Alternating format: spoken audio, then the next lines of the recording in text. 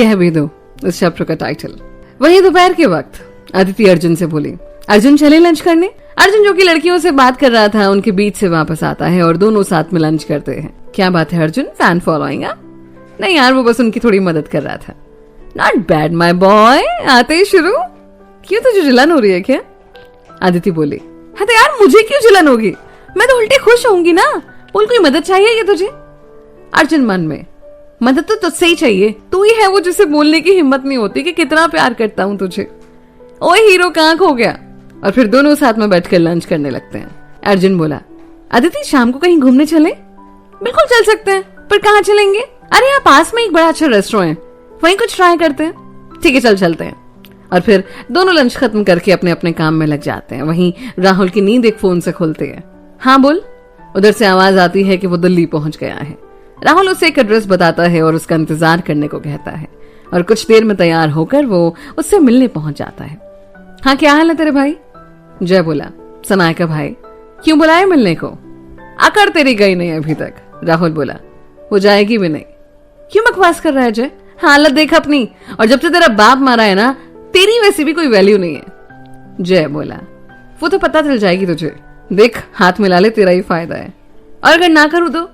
देख मैंने तुझे पहले ही बताया था ना कि मैं जानता हूं कि किसने मारा है तेरे बाप को, और तेरी मदद भी कर सकता हूं। किसने मारा है मेरे बाप को?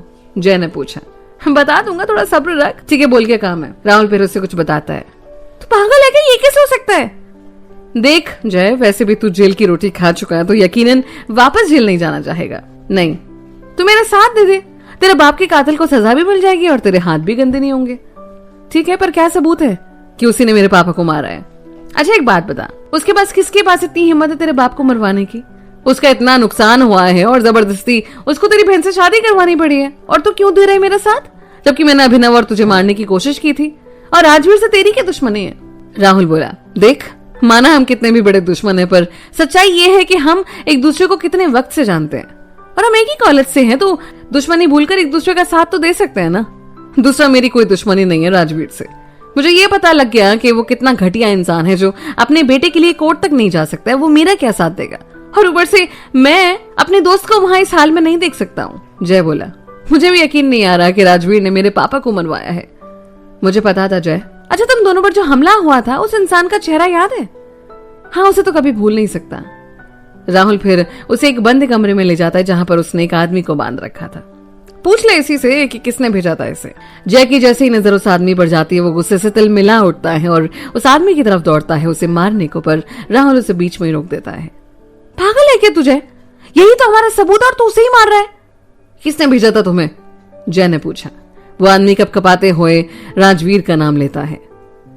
राजवीर, तुझे तो मैं छोड़ूंगा नहीं। होश संभाल अपना जय। राहुल बोला, जितना गुस्सा तुझे आ रहा है ना, उतना ही मुझे भी आ रहा है। इसकी वजह से मेरा दोस्त जेल में है, हमारा इतना नुकसान हो रहा है बिजनेस में। मेरा वादा है मेरे दोस्त राहुल, मैं हर कदम पर तेरा साथ निभाऊंगा। राहुल बोला, ठीक है। और फिर दोनों वहां से बाहर चले जाते हैं। तो तैयार रहना अजय, कल हमें राघव से मिलने जाना है जेल। ठीक है, पर इस बार तो वो आएगा ना जेल में? हाँ तो चिंता मत कर। और फिर दोनों अपने अपने रास्ते निकल जाते हैं। राहुल मन में, एक तो निकल गया, अब दूसरे की बारी है। और फिर अपने घर पहुंच जाता है। शाम के वक्त अदिति अभिनव को फोन करती है। हेलो अभी। अभिनव बोला, बड़ी जल्दी छुट्टी हो गई तेरी आज। बात तो सुन लेना मेरी पहले। हाँ बोल। आज ना घर अकेले चले जाना, मैं बाहर जा रही हूँ, थोड़ा लेट हो जाऊंगी। अभिनव बोला, अर्जुन के साथ? हाँ ठीक है। और उदास होते हुए अभिनव फोन काट देता है। अदिति मन में, इसे क्या हो जाता है कि इसी बीच अर्जुन आता है। क्या हुआ, कहाँ खो गई है तू? अरे कहीं नहीं, बस वो ऐसे ही। तो चले? अदिति बोली, टाइम देख पहले, अभी 1 घंटा है और मुझे थोड़ा काम खत्म करना है। अर्जुन बोला, ठीक है। और अदिति वहां से चली जाती है। अभिनव वो गुस्से में ऑफिस में ही बैठा रहता है। जाने कि उसे अदिति का अर्जुन के साथ जाना पसंद नहीं आ रहा था और वो काफी परेशान उलझा हुआ दिख रहा था। ना तो आज पूरे दिन उसका काम में मन लगता है और ना ही वो सुबह से किसी से बात करता है। जब अंधेरा घिरने लगता है तो वो ऑफिस से बाहर निकलता है और बार की तरफ चला जाता है। उधर अदिति और अर्जुन ऑफिस के कुछ लोगों के साथ पास के मार्केट में जाते हैं। काफी देर तक घूमने के बाद ढेर सारे नए नए फूड ट्राई करते हैं वो, और अर्जुन के लिए ये सब बड़ा फैसिनेटिंग था और वो इस शाम को खूब एंजॉय कर रहा था। वक्त का किसी को पता नहीं चलता और तकरीबन 9 बजे राहुल का फोन अदिति के पास आता है। हेलो अदिति। हाँ, कहाँ है तू? वो दोस्तों के साथ आए थे घूमने। तो बता देती, मैं कब से इंतजार कर रहा हूँ। वो अभी को बताया था ना, मुझे लगा कि वो घर पहुंच गया होगा। नहीं, अभी तक वो भी नहीं आया। चल कोई बात नहीं, तुझे कोई दिक्कत हो तो बता देना, मैं रिसीव करने आ जाऊंगा। ठीक है कह के और अदिति फोन काट देती है। मन में सोचने लगी, ये अभी कहाँ रह गया? वैसे तो आ जाता है। अर्जुन बोला, क्या हुआ तुझे? कहाँ खो गई? चले क्या? हाँ चलते हैं, थोड़ी देर भी हो रही है। ये कह के सभी अपने अपने घर की तरफ निकल पड़ते हैं। अर्जुन अदिति को छोड़ने कि उसके साथ थोड़ा वक्त बिताने का मौका मिलेगा, उसके साथ ही निकल पड़ता है। अदिति बोली, अर्जुन रहने दे, मैं चली जाऊंगी खुद ही। अरे कोई बात नहीं, मैं साथ चल लूंगा, तो कोई दिक्कत थोड़ी ना है। नहीं नहीं, ऐसी कोई बात नहीं है। तो फिर बात क्या है? अर्जुन बोला, कुछ नहीं, तू चल साथ में। अर्जुन कहता है, तू अपने मम्मी पापा से मिलने नहीं गई?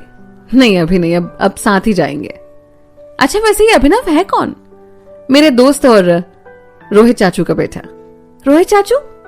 आदिति बोली, रहने दे, तेरे समझ में नहीं आएगा, लंबी कहानी है, कभी फुर्सत में बताऊंगी। अच्छा ठीक है। आदिति बोली, वैसे कुछ सुनने को मिला है क्या? मतलब तू खुद नहीं बताएगा? अर्जुन बोला, नहीं यार ऐसा कुछ नहीं है। चल अब बोल। यार वो है ना जिससे दोपहर में बात कर रहा था। हाँ तो आज शाम को कहती है कि मुझसे प्यार हो गया उसे। बड़ी जल्दी जान गई तुझे। अदिति बोली, वही तो यार, मतलब हाथ होती है, प्यार को मजाक समझ रखा है। अदिति ने पूछा, तो आपके हिसाब से प्यार क्या होता है? मेरे हिसाब से इस दुनिया के सबसे खूबसूरत एहसासों में एक है प्यार।